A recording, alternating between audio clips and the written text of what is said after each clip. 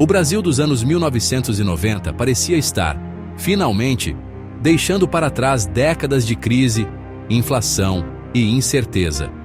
Nas propagandas de TV, o país sorria. As pessoas podiam comprar de novo. O dólar estava sob controle e os políticos prometiam um futuro moderno. Mas, por trás da imagem de progresso, algo profundo estava mudando. O Estado brasileiro estava sendo desmontado. Empresas públicas, criadas com o esforço coletivo de gerações, estavam sendo vendidas a preços simbólicos. Era o início de uma nova era, a era do neoliberalismo.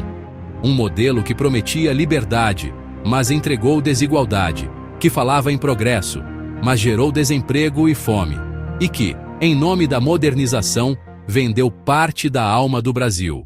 O neoliberalismo nasceu nas universidades e gabinetes das potências ocidentais após a Segunda Guerra Mundial. Economistas como Friedrich Hayek e Milton Friedman defendiam uma ideia simples: o Estado deveria intervir o mínimo possível. Segundo eles, o mercado era eficiente, justo e autorregulador. Bastava deixá-lo livre. Essa visão ganhou força nos anos 1970, quando o modelo keynesiano, baseado em investimento público e direitos sociais, entrou em crise. Foi então que líderes como Margaret Thatcher, no Reino Unido, e Ronald Reagan, nos Estados Unidos, colocaram em prática o novo credo econômico. O resultado? Redução de impostos para os ricos, cortes em serviços públicos e privatizações em massa. O Estado se transformava num gerente de negócios, não mais num garantidor do bem-estar social, e esse modelo logo se espalhou pelo mundo, impulsionado pelo FMI e o Banco Mundial.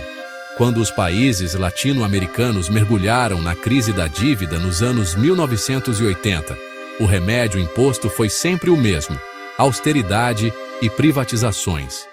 O Brasil não seria exceção. Nos anos 1980, o país vivia a chamada década perdida. A inflação saía do controle, os salários derretiam e o Estado estava endividado. A redemocratização trouxe esperança, mas também desafios gigantescos. O governo de José Sarney tentou planos econômicos de emergência, mas nenhum deu certo. A hiperinflação corroía o país. Até que, em 1994, surge o Plano Real. Criado por uma equipe liderada por Fernando Henrique Cardoso, o plano estabilizou a moeda e deu início a uma nova fase. Mas essa estabilidade tinha um custo oculto. Para garantir a confiança dos investidores estrangeiros, o Brasil se comprometeu a seguir a cartilha neoliberal, reduzir o tamanho do Estado, vender empresas públicas, abrir a economia ao capital internacional. E assim, com o discurso da modernização, começou a era das privatizações. Entre 1995 e 2002, o Brasil privatizou mais de 100 empresas públicas, algumas das maiores da América Latina. A Vale do Rio Doce, orgulho nacional, foi vendida por pouco mais de 3 bilhões de reais, menos do que o valor que possuía em minério nas minas. A Telebrás, símbolo da integração nacional, foi fatiada e entregue a grupos estrangeiros. A Companhia Siderúrgica Nacional, os bancos estaduais, as ferrovias e até empresas de energia elétrica mudaram de dono. O discurso oficial era de eficiência e modernização, mas a realidade era diferente. Milhares de trabalhadores foram demitidos e o Brasil se tornou ainda mais dependente do capital internacional. As privatizações também tiveram um efeito simbólico. Elas minaram a ideia de que o patrimônio público pertencia ao povo. De repente, tudo tinha dono, e quase nunca era o Brasil. Enquanto isso, os serviços públicos eram sucateados. Hospitais superlotados, escolas sem recursos, transporte precário. O Estado, que antes era o eixo do desenvolvimento, se transformava num espectador. O desemprego explodiu. No final dos anos 1990, mais de 10% da população economicamente ativa estava sem trabalho. A informalidade crescia e o poder de compra despencava. A desigualdade social se aprofundou. Enquanto as elites financeiras lucravam com os juros altíssimos da dívida pública, o povo sofria para sobreviver. O Brasil se tornava o retrato perfeito do neoliberalismo. Um país que crescia no PIB, mas empobrecia no cotidiano. Onde os lucros batiam recordes, mas a fome voltava à mesa do trabalhador. As políticas neoliberais transformaram o cidadão em consumidor e o direito em mercadoria. Saúde, educação, transporte, tudo começou a ter um preço. E nesse contexto, nascia a resistência. Enquanto as privatizações avançavam, o povo começou a reagir. O MST, fundado em 1984, cresceu como nunca.